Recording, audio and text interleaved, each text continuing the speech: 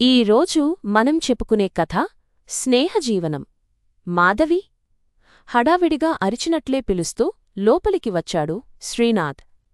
ఫోన్లో మాట్లాడుతున్న మాధవి ఆగమన్నట్లుగా చెయ్యి చూపించి, సరే నాన్నరాజా, జాగ్రత్త. ఏ అవసరం ఉన్నా ఫోన్ చెయ్యి, ఏ కావాలన్నా కొరియర్ చేస్తాం. మరీ ఇబ్బందిగా ఉంటే రష్మి దగ్గరికి వెళ్ళండి. రమ్య జాగ్రత్త. సహించకపోయినా ఏదో ఒకటి తింటూ ఉండమను. ఇక్కడ మీ నాన్న కాళ్ళు నేలమీద లేవు. ఒకటే గంతులు.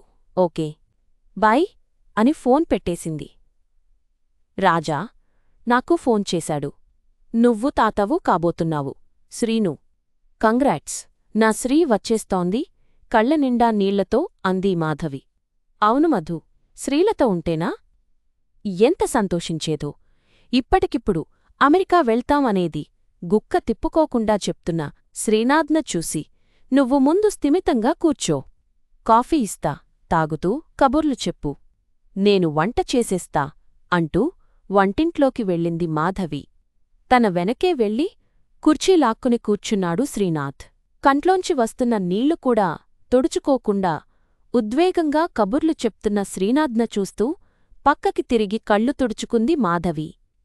మాధవి, ఆమె భర్త రాధాకృష్ణ, శ్రీనాథ్, అతని భార్య శ్రీలత. అందరూ ఒకే బ్యాంకులో ఉద్యోగులు. అందరూ ఇంచుమించు ఒకేసారి ఉద్యోగాల్లో చేరారేమో. నలుగురికి బాగా స్నేహం ఏర్పడింది. పెళ్లి అయ్యాక పక్కపక్కనే ఇళ్లు కొనుక్కుని స్నేహం ఇంకా బలపరుచుకున్నారు. పేరుకు 2 ఇళ్ళు అయినా అందరూ ఎప్పుడూ ఒక ఇంట్లోనే ఉండేవారు.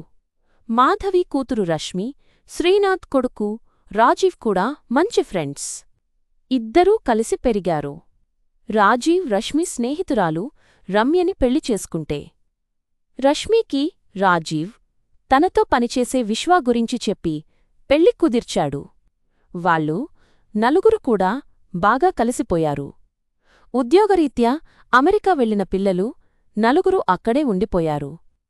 అందరూ శాన్ఫ్రాన్సిస్కోలోనే ఉండటంతో నెలకు 2 సార్లు కలుస్తూనే ఉంటారు.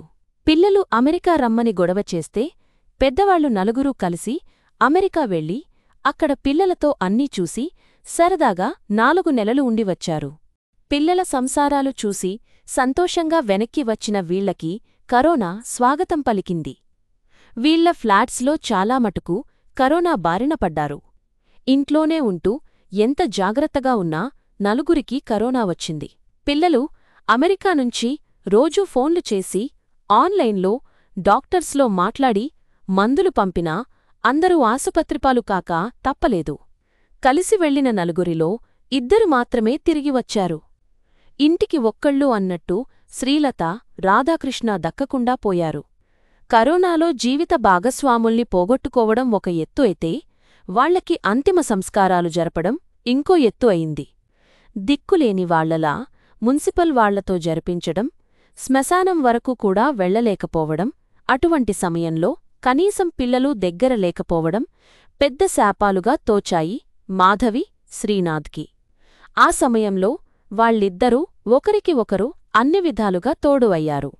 మాధవి వంట చేస్తుంటే శ్రీనాథ్ బయట పనులు చేసేవాడు. పగలంతా ఇద్దరూ ఒకచోట గడిపినా రాత్రికి ఎవరి ఇంట్లో వాళ్లు పడుకునేవారు. ప్లాట్స్లో అందరికీ ఈ 2 కుటుంబాల స్నేహం గురించి తెలుసు కనుక ఎవరూ ఏమీ మాట్లాడేవారు కాదు. ఒకవేళ ఎవరన్నా ఏమైనా అన్నా పట్టించుకునే స్థితిలో మాధవి కానీ శ్రీనాథ్ కానీ లేరు. ఇప్పుడు కోడలు రమ్య తల్లి కాబోతోందని తెలిసి శ్రీనాథ్ ఆనందానికి హద్దులు లేవు. పుట్టబోయేది పాప అని తెలియడంతో అందరూ శ్రీలతే మళ్లీ వస్తోందని సంతోషపడ్డారు. సరిగ్గా రమ్య డెలివరీ కోసం బయలుదేరే టైంకి రమ్య తల్లికి కాలు ఫ్రాక్చర్ అయ్యి కదలలేని పరిస్థితి వచ్చింది. ఆవిడ మాధవికి ఫోన్ చేసి ఒకటే ఏడుపు. అది భరించలేని మాధవి, మీరు కంగారు పడొద్దు, నేను వెళతాను. రమ్య, నాకు కొత్త కాదు. రష్మి ఎంతో రమ్య, అంతే. కాన్పు అయ్యాక మీరు వచ్చేవరకు నేను ఉంటాను, సరేనా అని ఓదార్చింది. అనుకోని ప్రయాణం, అందులో ఎక్కువ టైం కూడా లేకపోవడంతో శ్రీనాథ్ వెంటనే ఇద్దరికీ టికెట్లు బుక్ చేశాడు. రమ్య వాళ్ల అమ్మ ఇచ్చిన చీరలు, స్వీట్స్ కాక. మాధవి తనవైపునుంచి, శ్రీనాథ్ తరపునుంచి రమ్యకి, రాజీవ్క మాత్రమే కాక రష్మికి, విశ్వకి మంచి డ్రెస్సులు తీసుకుంది. అమెరికాలో అంతా సవ్యంగా అయ్యి పండంటి పాపాయిని చూసిన అందరికీ శ్రీలత గుర్తుకొచ్చింది. ఆ రోజంతా శ్రీనాథ్ అన్యమనస్కంగానే ఉన్నాడు. రాజీవ్ కూడా తల్లిని తల్చుకుని బాధపడ్డాడు కాని పాపాయిని చూసి అన్నీ మరిచిపోయాడు. 4 నెలలు ఇట్టే గడిచిపోయాయి.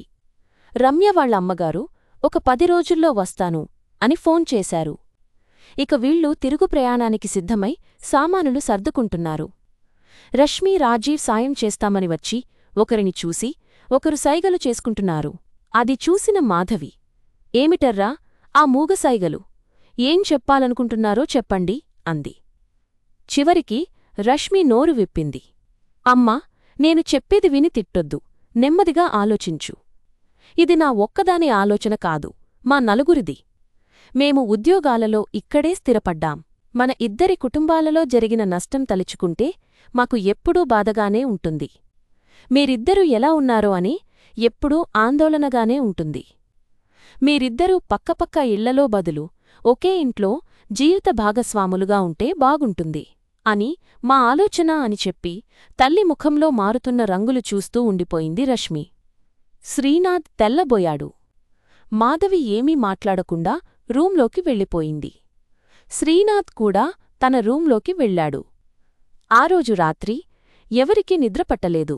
తెల్లారి లేచాక మాధవి, శ్రీనాథ్ రోజులానే అందర్నీ పలకరించేసరికి హమ్మయ్య, కోపం పోయింది అనుకున్నారు పిల్లలు. ముందు మాధవి నెమ్మదిగా మాట్లాడింది. చూడండి పిల్లలు, మీరు ఇలా ఎందుకు అన్నారో నేను ఊహించగలను. మీ తల్లిదండ్రుల గురించి నలుగురు 4 రకాలుగా మాట్లాడటం మీకు నచ్చట్లేదు. మీ ఉద్దేశంలో ఇదే మంచి పరిష్కారం. కాని మా పెంపకంలో పెరిగిన మీరు ఇలా మాట్లాడటం నాకు, శ్రీనాథ్కు కూడా బాధ కలిగించింది. నేను, రాధాకృష్ణ, శ్రీలత, శ్రీనాథ్. మా స్నేహం వయస్సు సుమారు 40 సంవత్సరాలు. మేము ఎప్పుడూ స్నేహితులమే. అన్నా, అక్కా అంటూ వరసలు కలపలేదు. మిమ్మల్ని కూడా మేము అలానే పెంచాం. మీకు కూడా వరసలు నేర్పలేదు.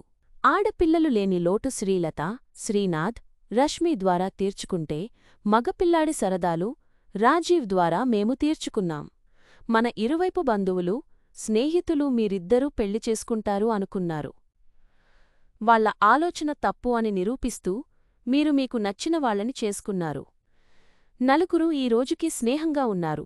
ఏ వయసువారైనా సరే ఒక ఆడా మగా మధ్య పరిచయం ఉంటే అది తప్పనిసరిగా లైంగికమైన ప్రేమే అనే ఆలోచనలు ఇప్పుడిప్పుడే కొద్దిగా మారుతున్నాయి. వయసులో ఉన్న మీరే ఆడా మగా అనే తేడా లేకుండా స్నేహంగా ఉన్నారు. వయసు మళ్ళిన మేము స్నేహంగా ఉండకూడదా? నా భర్త స్థానం నేను ఎవ్వరికీ ఎలా ఇవ్వలేనో తన భార్య స్థానం శ్రీనాథ్ కూడా ఎవరికీ ఇవ్వలేడు. మేమిద్దరం మంచి స్నేహితులం. చివరిదాకా అలానే ఉంటాం. లోకం కోసం అన్నయ్య అనో చెల్లెమ్మ అనో పిలుచుకోవడం మాకు ఇష్టం లేదు. మా స్నేహానికి ఎవరు ఏ పేరు పెట్టినా మాకు పర్వాలేదు. మీరు మాత్రం అది అర్థం చేసుకుంటే చాలు. నేను రష్మికి అమ్మని. రాజీవ్క అత్త, పిన్ని ఏమైనా అవచ్చు, కాని అమ్మని కాను. అలానే శ్రీనాథ్ కూడా రష్మికి తండ్రి కాలేడు. మాకు ఈ వయసులో కావాల్సింది స్నేహబంధం. మా కష్టసుఖాలు చెప్పుకునేందుకు తోడు, అంతే. దానికి ఒక పేరు వరసా కాదు. స్పష్టంగా స్థిరంగా చెప్పిన మాధవిని చూస్తూ శ్రీనాథ్ అన్నాడు. మాధవి చెప్పిందే నా మాటకూడా. మాది స్వచ్ఛమైన స్నేహం. దానికి వేరే పేరు, రూపమివ్వం. మీరు మమ్మల్ని సహజీవనం చెయ్యమన్నారు, కాని మేము స్నేహజీవనం చేస్తామన్నాడు. రష్మి, రాజీవ్ ఇద్దరూ ఒకరి మొహమొకరు చూసుకున్నారు. రష్మి మాధవిని పట్టుకుని, సారీ అమ్మా, మమ్మల్ని క్షమించు. మాకు మీ సంగతి తెలుసుకాని నువ్వు అన్నట్టు కొంతమంది అనే మాటలు విని మీకు వేరే బంధం ఏర్పడితే ఎవరూ అనవసరంగా మీ గురించి మాట్లాడరు కదా అనుకున్నాం. మాకు మీరు మీ సంతోషమే ముఖ్యమంది. రాజీవ్ కూడా, శ్రీనాథ్, నాన్నా, నీకు అమ్మ అంటే ఎంతిష్టమో, తనని ఎంతగా ప్రేమించావో తెలుసు. ఒకవేళ మీ మనసులో ఈ అభిప్రాయం ఉన్నా మాకోసం మీరు వెనక్కి తగ్గుతున్నారా అనిపించింది. నన్ను క్షమించు. మీరు సహజీవనం చేస్తారా స్నేహజీవనం చేస్తారా అన్నది మాకు అనవసరం. మీ ఇద్దరి అభిమానమూ ఆప్యాయత మా నలుగురికి ఎప్పటికీ కావాలి అన్నాడు కళ్ళు చెమర్చుతుండగా. ఇదిగో బంగారాలు, మేముండేది ఇంక కొద్ది రోజులే. మా జీవనాలు మేము జీవిస్తాం కాని ఉన్న ఈ 4 రోజులూ మమ్మల్ని మా శ్రీతో ఆడుకోనివ్వండి అంటూ మాధవి పాపాయిని ఎత్తుకుని, రాజా, నువ్వు ఏ పేరు పెట్టినా సరే నాకు మాత్రం ఇది నా శ్రీనే అంటుంటే పాపాయి మాధవిని చూసి అవును అన్నట్టుగా గలగలా నవ్వింది.